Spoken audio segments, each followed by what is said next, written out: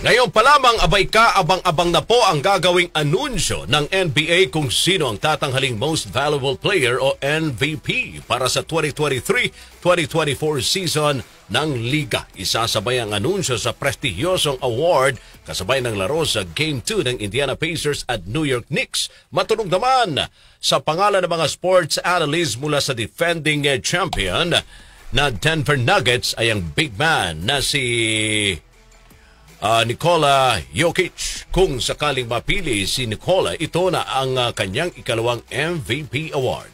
Batay kasi sa mga lumalabas na impormasyon, may tuturing na hands-down winner si Nikola matapos na ma-disqualify ang reigning champion na si Joel Embiid dahil sa mga injuries. Pumapangalawa naman kay Nikola ay si Luka Doncic, ang superstar player ng Dallas Mavericks, habang pumapangatlo sa mga botohan ay si Shai Gilgeous-Alexander ng Oklahoma City Thunder.